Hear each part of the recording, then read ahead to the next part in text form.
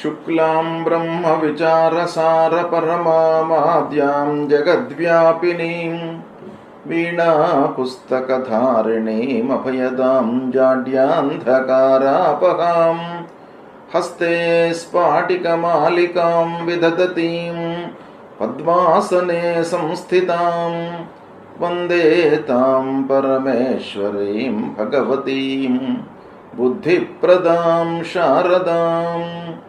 శ్రీ మహాగణాధిపతయే నమః. శ్రీ మహాసరస్వత్యై నమః. శ్రీ గురుభ్యో నమః. నవగ్రహాల లోపల అత్యంత శుభగ్రహ అయినటువంటి గురువు యొక్క సంచారము మానవుని పైన చాలా ప్రభావాన్ని చూపిస్తుంది. అంటే గురువు పూర్ణ శుభుడు కాబట్టి ఆ గురువు యొక్క అనుగ్రహము చాలా ఉండాలి, మనకు తప్పకుండా ఉండాలి.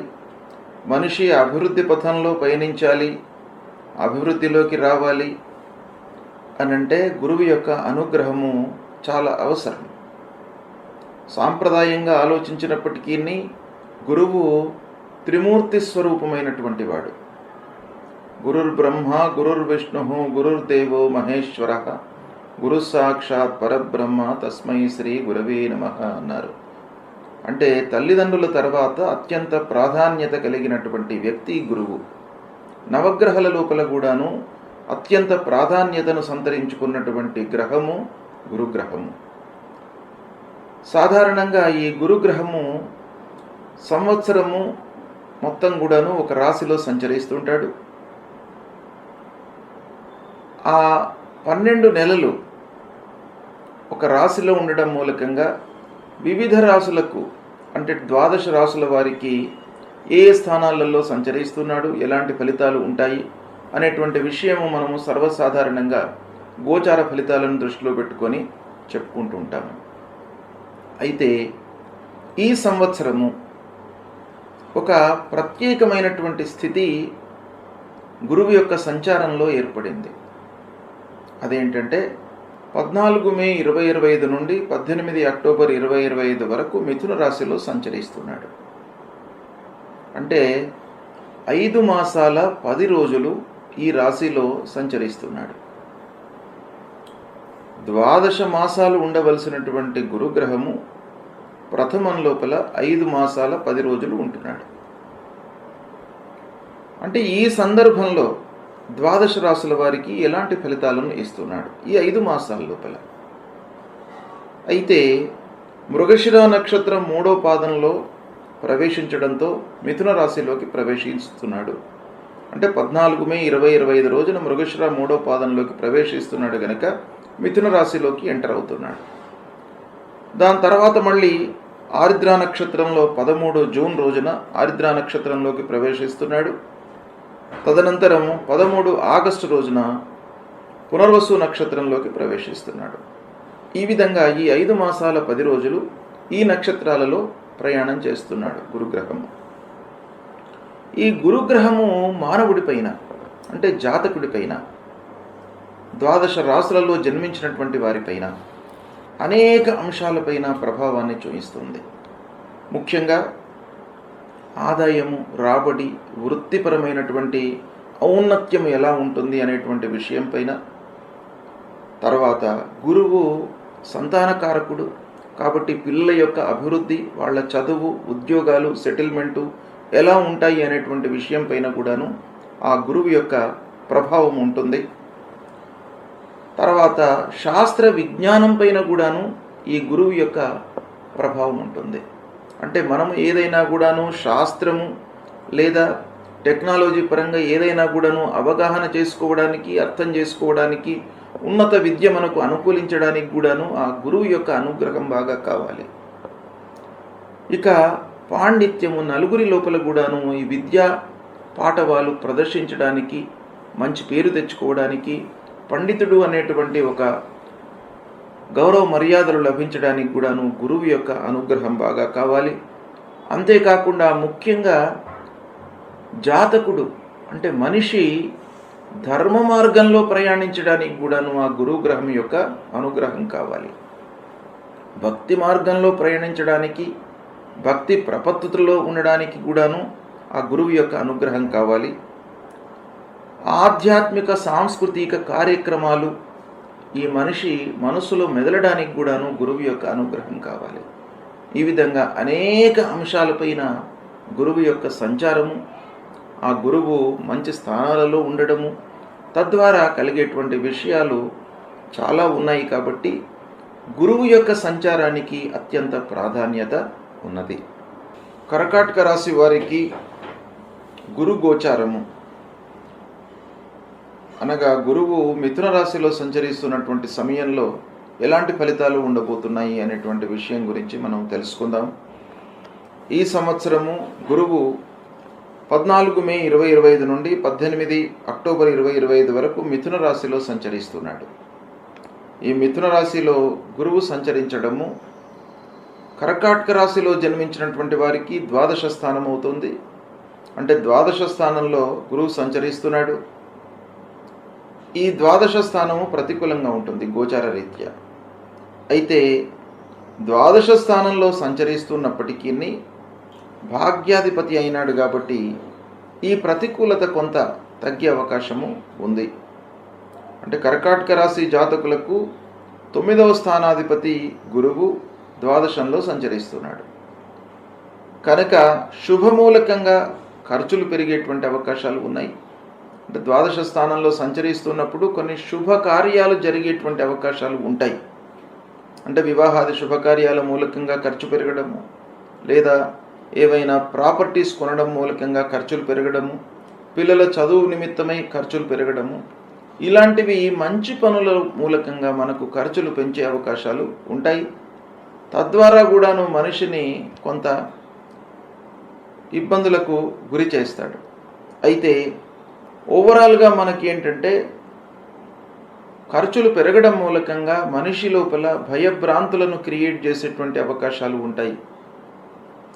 ఆస్తి విషయంలో తగాదాలు, అన్నదమ్ముల మధ్యన, ఇరుగు పొరుగు మధ్యన తగాదాలు తలెత్తేటువంటి అవకాశాలు బాగా ఉంటాయి. నష్టము వాటిల్లే అవకాశం కనబడుతుంది. వ్యాపారస్తులు ముఖ్యంగా ఎక్స్పాన్షన్లోకి పోకూడదు. ఈ సమయంలో 12వ స్థానంలో గురువు సంచరిస్తున్నటువంటి సమయంలో మన చేతిలో ఏదైతే వ్యాపారం ఉందో దాన్ని డెవలప్ చేసుకోవడానికే మనం మనసు నిలపాలి. అనవసరంగా కొత్త పనులు ప్రారంభించడము, కొత్త వస్తువులు కొనుక్కోవడము, ఒప్పందాలు చేసుకోవడము, ఇలాంటివి చేసుకోవడం మూలకంగా మనకు నష్టం వాటిల్లేటువంటి అవకాశం ఉంటుంది. కాబట్టి కొత్త పనులు, ఎక్స్పాన్షన్స్ వైపు వెళ్లకుండా ఉండడము చాలా మంచిది. ఇక అనవసరమైనటువంటి ఆలోచనలు ద్వాదశ స్థానంలో ఉన్నప్పుడు మానసిక ఇబ్బందులను కూడాను చాలా ఇస్తాడు. అంటే మానసిక ఇబ్బందులు చాలా రకాలుగా పనుల ప్రభావం మూలకంగా మానసిక ఇబ్బందులు కలిగేటువంటి అవకాశాలు ఉంటాయి. కనుక అనవసరమైనటువంటి ఆలోచనలకు స్వస్తి పలకాలి. మీరు ఎంతవరకు ఆలోచించడమో అంతవరకే ఆలోచించండి. ఆలోచించినటువంటి విషయాన్ని అమలు చేయండి ఇమీడియట్గా. కాకుండా కేవలం ఆలోచనలకే పరిమితమైనట్టయితే మీ లోపల భయభ్రాంతిలు డెవలప్ అయ్యేటువంటి అవకాశాలు ఉంటాయి. కాబట్టి తద్వారా అధైర్యం చోటు చేసుకుంటుంది. ఈ అధైర్యం మూలకంగా మనలు చేసేటువంటి పనులపై ప్రభావం చూపిస్తుంది. మనము ఏ పని కూడాను ప్రారంభించలేనటువంటి ఒక స్థితికి మనను దిగదారుస్తాడు. కాబట్టి అనవసరమైనటువంటి ఆలోచనలను పక్కన పెట్టడం చాలా మంచిది. ఇక ప్రతి విషయం లోపల కూడాను ఆలస్యము, వృధా కాలయాపన, ఖర్చులు ఇలాంటివి సంభవించేటువంటి అవకాశాలు బాగా ఉన్నాయి. కనుక ఈ ద్వాదశ స్థానంలో ఉన్నప్పుడు ముఖ్యంగా మనము కొన్ని జాగ్రత్తలు తీసుకోవాలి. ఏంటంటే అనవసరమైనటువంటి ఖర్చులు తప్పు ఈ సమయంలో. కనుక మీరేం చేయాలి? వాటిని నియంత్రించుకోవడానికై ప్రయత్నాలు చేయాలి. ఏది అవసరమో దానికే మీరు ఆ డబ్బును వినియోగించడానికై ప్రయత్నాలు చేయండి. తద్వారా మీకు కొంతలో కొంతనైనా కూడాను అది రెక్టిఫై అవుతుంది. ఇక మనస్సును ఏకాగ్రత వైపుకు నిలపడం చాలా అవసరం. అంటే శ్రద్ధతో పనులు చేయడము, ఏకాగ్రతతో ముందుకు వెళ్ళడము, ఇవి ఈ సమయంలో చాలా అవసరము. లేని పక్షంలో మనకేమవుతుంది? అన్యమనస్కంగా పనులు చేసినట్టయితే నష్టం వాటిల్లే అవకాశం ఉంటుంది. మనం సమయం లోపల పూర్తి చేయలేము. ఇలాంటివి కలిగే అవకాశాలు ఉంటాయి కాబట్టి కొంత జాగ్రత్తలు తీసుకోవాలి. ముఖ్యంగా పిల్లల విషయంలో పిల్లల యొక్క చదువు, ఉద్యోగము, వాళ్ళ సెటిల్మెంటు, హయ్యర్ ఎడ్యుకేషను, ఇలాంటి విషయాలలో మీరు శ్రద్ధతో ముందుకు వెళ్ళాలి. ఈ ద్వాదశ స్థానంలో ఉన్నప్పుడు మనము 200% ఎఫర్ట్స్ పెట్టినట్టయితే 100% మనకు ఫలితం వచ్చే అవకాశాలు ఉన్నాయి. అంటే 50% మనకు అనుకూలత ఉంటుంది కాబట్టి మీరు చాలా జాగ్రత్తగా ముందుకు స్టెప్స్ వేయాలి. ఈ సమయంలో అంటే 14 మే నుండి 18 అక్టోబర్ 2025 వరకు ఇలాంటి ఫలితాలు ఉండబోతున్నాయి. అయితే కర్కాటక రాశిలో జన్మించిన వాళ్ళు చాలామంది ఉంటారు.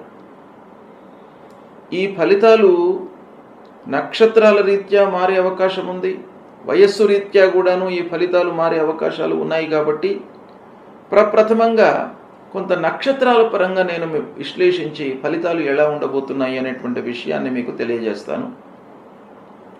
కర్కాటక రాశిలో పునర్వసు నక్షత్రం 4వ పాదంలో జన్మించినటువంటి వాళ్ళు, పుష్యమి నక్షత్రం 1, 2, 3, 4 పాదాలలో జన్మించినటువంటి వాళ్ళు, ఆశ్లేష నక్షత్రంలో జన్మించినటువంటి వాళ్ళందరూ కూడాను ఈ కర్కాటక రాశి కిందికి వస్తారు గనక ముందుగా పునర్వసు నక్షత్రం 4వ పాదంలో జన్మించినటువంటి వారికి ఈ పీరియడ్ అంటే 14 మే నుండి 18 అక్టోబర్ ఈ ద్వాదశ స్థానంలో సంచరిస్తున్నాడు. కాబట్టి ప్రత్యేకంగా పునర్వసు 4వ పాదంలో జన్మించినటువంటి వాళ్లకు ఎలా ఉంటుంది అనే విషయాన్ని మనం చూసినట్టయితే రాశిపరంగా ఎలాగూ గురు సంచారము ప్రతికూలంగా ఉంది.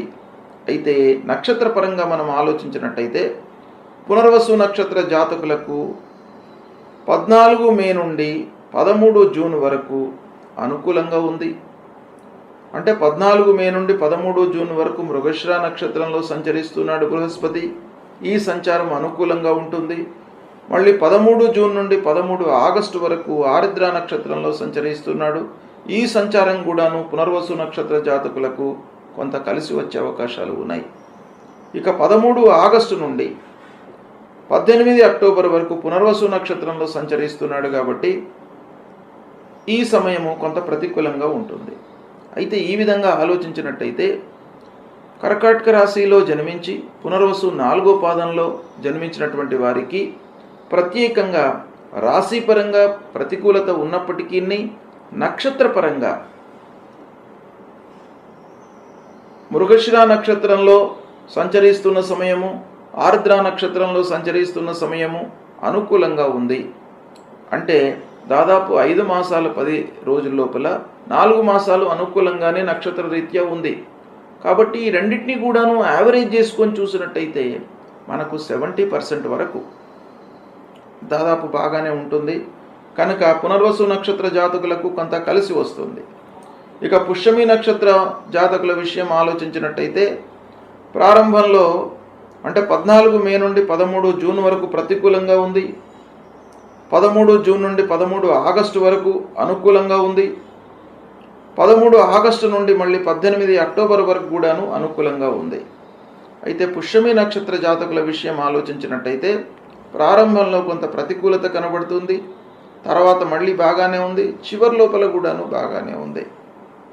ఇక ఆశ్లేష నక్షత్ర జాతకుల విషయం ఆలోచించినట్టయితే ప్రారంభంలో 14 మే నుండి 13 జూన్ వరకు అనుకూలంగా ఉంది. 13 జూన్ నుండి 13 ఆగస్టు వరకు ప్రతికూలంగా ఉంది. 13 ఆగస్టు నుండి 18 అక్టోబర్ వరకు అనుకూలంగా ఉంది.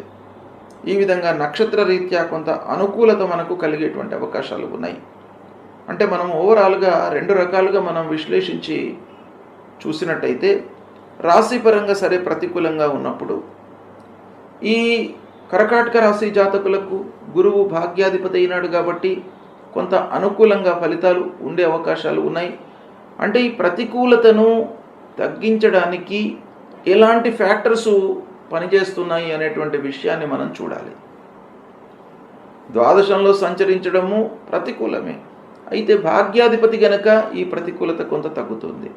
నక్షత్ర రీత్యా పునర్వసు నక్షత్రం వాళ్లకు ప్రథమంలో మళ్ళీ మధ్యన అనుకూలంగా ఉంది. పుష్యమి నక్షత్రం వాళ్లకు ప్రథమంలో చివరిలో అనుకూలంగా ఉంది. ఆశ్లేష నక్షత్రం వాళ్ళకి మధ్యన చివరిలో అనుకూలంగా ఉంది. కాబట్టి ఇవన్నీ కూడాను మనము నెట్ ఎఫెక్ట్ చూసుకున్నట్టయితే కొంత అనుకూలత కనబడుతుంది. అయినప్పటికీ ద్వాదశ స్థానము, వ్యయస్థానము, ఖర్చులు విపరీతంగా కలిగేటువంటి అవకాశాలు ఉంటాయి. కాబట్టి కొన్ని జాగ్రత్తలు తీసుకోవడం అయితే అన్ని రకాలుగా మంచిది. ఈ సమయంలో గురువు యొక్క అనుకూలత కొరకు మీరు రెక్టిఫై చేసుకోవాలి కొన్ని పనులను, అంటే నియంత్రించుకోవడం అనేటువంటిది చాలా అవసరము. ఏ ఏ పనుల లోపల మనము ఈ గురువు యొక్క ప్రభావం ఉంటుంది అనే విషయాన్ని మనం చూసినట్టయితే, ముఖ్యంగా గురువు చదువు, శుభకార్యాలు, రాబడి, పిల్లల విషయము, వీటిపైన ఎక్కువ ప్రభావాన్ని చూపిస్తాడు.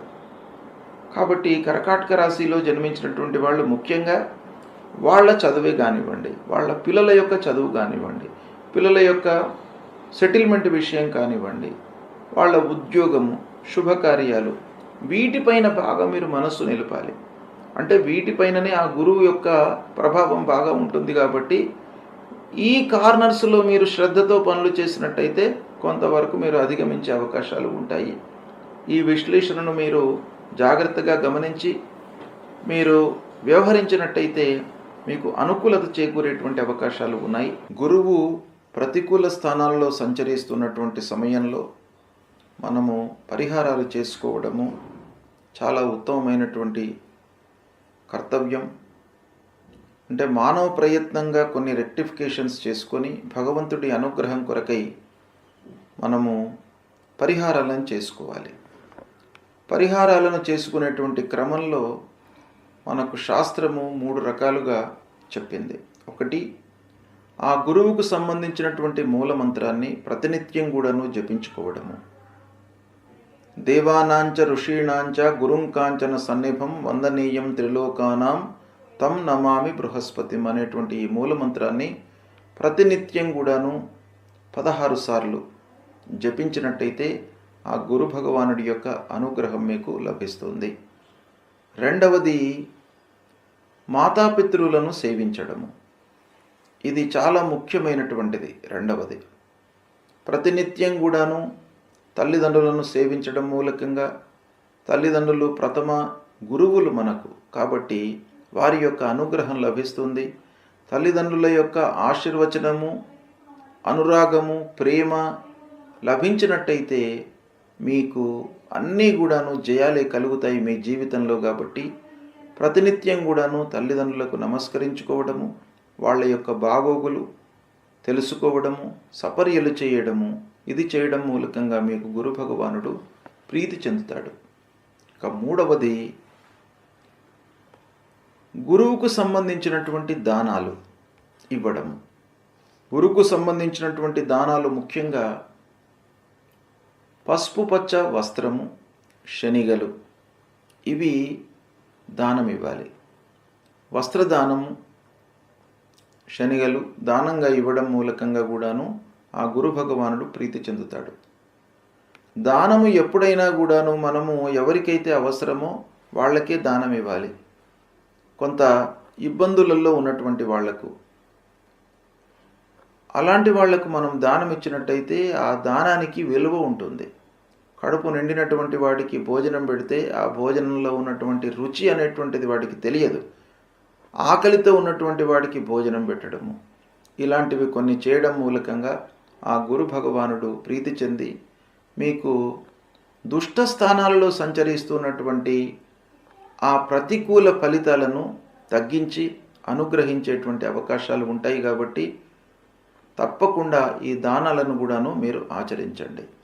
నాలుగవది, భగవంతుడి అనుగ్రహం కొరకై దేవాలయానికి వెళ్ళడము, దైవ ప్రార్థన చేయడము, నామ సంకీర్తన చేయడము, ఇవి కూడాను మనకు ఈ పరిహారంలో చాలా ముఖ్యమైనటువంటివి. దత్తాత్రేయ స్వామిని కొలవండి, దక్షిణామూర్తి స్తోత్ర పారాయణం చేయండి, తర్వాత నరసింహస్వామిని కొలవండి, విష్ణు భగవానుని కొలవండి.